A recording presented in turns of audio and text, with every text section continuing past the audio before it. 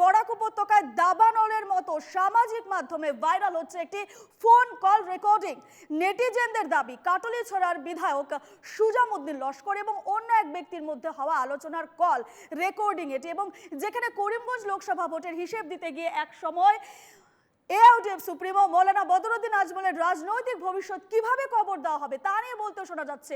শুনুন সেই video recording, audio রেকর্ডিংটি শোনাবো আমরা দর্শকদের।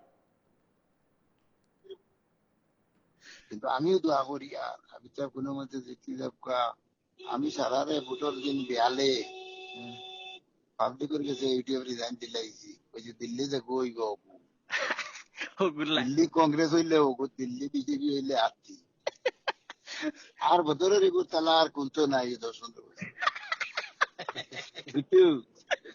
ভোটের দুবড়ির ভোটের বাদে কই দুবড়ির হালত কিতা। 1 নম্বর 2 নম্বর হইলো জনতা করবো আমরা সাজিয়ে ইমাম আর বছর ভাই আমরা 15 এমএলএ আমি লইয়াও ভাই মু লাইনও আর জনতা আনার বাদে মাটি দেবার বাদে লাখ জিয়ারত একু করেন নানি ওগু আমি করব। ও হইলো বদরের দলের আল্লাহ দিবা এটা আল্লাহ লাইন নিয়ে হইছে, এটা বেইমানি আর আল্লাহ বরদাস্ত করতে না।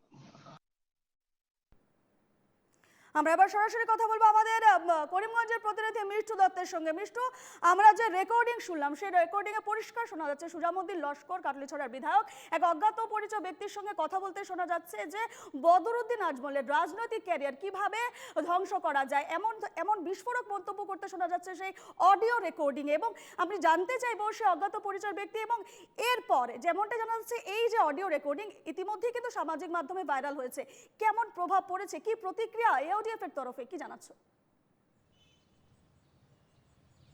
নিশ্চয় প্রথম কথাটা হলো যে বরাক উপত্যকায় বর্তমানে এই কল রেকর্ডিং এক প্রকার ট্রেন্ডিংয়ে আছে। সামাজিক মাধ্যমে এক প্রকার দাবানলের মতো ঘুরতে শুরু করেছে এই অডিও রেকর্ডিং। আর এই অডিও রেকর্ডিংয়ে বিশেষ করে যেমনটাই তুমি বলেছো, নেটিজেনরা দাবি করেছেন যে কাটলিছড়ার এআইডিএফ এর বিধায়ক সুজামউদ্দিন লস্কর ফোনের এক প্রান্তে ছিলেন, অন্য প্রান্তে ছিলেন পারভেজ ভাই নামের একজন। যেহেতু এই কল রেকর্ডিং থেকে এতটাই কথা পরিষ্কার হয়েছে, আর এই যে কথোপকথন সেই কথোপকথন থেকে পরিষ্কার হচ্ছে যে বা একটি প্রশ্নই উত্থাপিত হচ্ছে যে যদি এই কল রেকর্ডিং সুজামউদ্দিন লস্করের হয় তবে এআইডিএফের ভবিষ্যৎ যে অনিশ্চয়তার মুখে তা কিন্তু এই কল রেকর্ডিং থেকে প্রমাণ পাওয়া যাচ্ছে। বিশেষ করে এই কল রেকর্ডিংয়ের পরেই এটা পরিষ্কার হচ্ছে যে এআইডিএফের বিধায়ক সুজামউদ্দিন লস্কর বিগত লোকসভা নির্বাচনে উনি কংগ্রেসের হয়ে কাজ করেছেন, দল বিরোধী কাজ করেছেন, সে কথা এই কল রেকর্ডিং থেকে স্পষ্ট হয়ে গেছে। এমনকি এই কল রেকর্ডিংয়ে আমরা শুনতে পেয়েছিলাম যে করিমগঞ্জ লোকসভা সমষ্টিতে যার সাথে পারভেজ ভাই নামের যে ব্যক্তির সাথে কথোপকথন হয়েছিল উনাকে আসলে ভোটের হিসাব দিচ্ছিলেন সুজামউদ্দিন লস্কর। আর ভোটের হিসাব দিতে গিয়ে একসময় তিনি উল্লেখ করেছিলেন যে বদরুদ্দিন আজমলের ভবিষ্যৎ সম্পূর্ণরূপে অন্ধকার, বিগত 10 বছরেও আজমলের তালা আর খুলবে না, তেমনটাই তিনি উল্লেখ করেছেন। এমনকি তিনি সেই কল রেকর্ডিংয়ে উল্লেখ করেছেন যে নির্বাচনের দিন বিকালবেলা তিনি জনসম্মুখে বা জনতার কাছে তিনি বলেছেন যে তিনি এআইডিএফ ত্যাগ করেছেন এবং এক প্রকার বলতে হবে যে স্বার্থান্বেষী রাজনৈতিক নেতার মতো তিনি আরও একটি কথা উল্লেখ করেছেন যে দিল্লিতে যার সরকার হবে তিনি তার সাথেই থাকবেন, অর্থাৎ কংগ্রেস হলে কংগ্রেসের সাথে আর বিজেপি যদি সরকার করে তবে তিনি হাতির পিঠে চড়বেন। কিন্তু এই মুহূর্তে বড় একটা কথা হলো যে হাইলাকান্দি জেলাতে যেহেতু পূর্বে 3টি বিধানসভা সমষ্টি ছিল এবং তারপরে ডিলিমিটেশনের পরে যখন সমষ্টি কর্তন হয়ে 2টি হলো, অর্থাৎ 3 জন বিধায়ক এবং সমষ্টি থাকলো 2, তারপরেই দেখা গেল যে 3 বিধায়কের মধ্যে এআইডিএফ এর 3 বিধায়কের মধ্যে এক প্রকার একজন আরেকজনের এক প্রকার পেছনে লেগেছেন, কে কাকে টেক্কা দিয়ে উপরে উঠতে পারেন, এমনকি দলবিরোধী কাজকর্মেও কীভাবে জড়িত হওয়া যায় সেসব আমরা দেখতে পেয়েছিলাম। তবে এই যে কথোপকথন সেই কথোপকথন থেকে তিনি উল্লেখ করেছেন যে বদরুদ্দিন আজমলকে এবার জানাজা দেওয়া হবে এবং যিনি জানাজায় নামাজ পড়াবেন তিনি থাকবেন সুনাই সমষ্টির বিধায়ক করিমউদ্দিন বরভুইয়া এবং এআইডিএফের যত বিধায়করা আছেন সেসব বিধায়করা মিলে এ প্রকার বদরুদ্দিন আজমলকে জানাজা দেওয়া হবে। অর্থাৎ বড়সড় রাজনৈতিক এক প্রকার চাঞ্চল্যকর খবর এই খবর।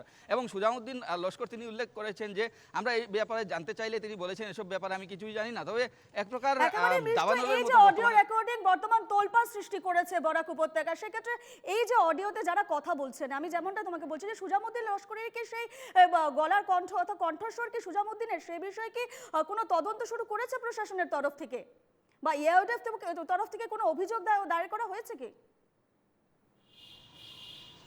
দেখো এআইডিএফ এর পক্ষ থেকেও এখনো পর্যন্ত কোনো ধরনের কোনো প্রতিক্রিয়া আমাদের হাতে আসেনি, তবে এই ব্যাপারটা সম্পূর্ণ এআইডিএফ এর আভ্যন্তরীণ ব্যাপার, কেননা এই বিষয়ে যদি তদন্ত করার হয় তবে এআইডিএফ এর যারা নেতৃবর্গ রয়েছেন তারাই কিন্তু তদন্ত করতে হবে, এবং যদি এই কল রেকর্ডিংয়ে সুজামউদ্দিন তিনি আছেন বলে প্রমাণ হয়, তবে এআইডিএফ দল ওনার বিরুদ্ধে কী ব্যবস্থা নেবে সেটা হবে পরবর্তী বিষয়ে। কিন্তু এই কল রেকর্ডিং থেকে একটা কথাই স্পষ্ট হচ্ছে যে অর্থাৎ সুজামউদ্দিন লস্কর যিনি আসলে কাটলিছড়ার বিধায়ক, তিনি যে কংগ্রেসের হয়ে কাজ করেছিলেন সে কথা কিন্তু এই কল রেকর্ডিং থেকে স্পষ্ট হচ্ছে। আর উনি আরও একটি কথা উল্লেখ করেছেন যে উনার যে অঙ্ক, সেই অঙ্ক এখনো পর্যন্ত মিলছে না, যে করিমগঞ্জ লোকসভা সমষ্টিতে আসলে শেষ হাসি কে মারবে, কংগ্রেসের যিনি প্রার্থী হাফিজ রশিদ আহমেদ চৌধুরী না কৃপানাথ মাল্লা জিতবেন সে কথা তিনি এখনো স্পষ্টভাবে অঙ্ক মিলাতে পারছেন না।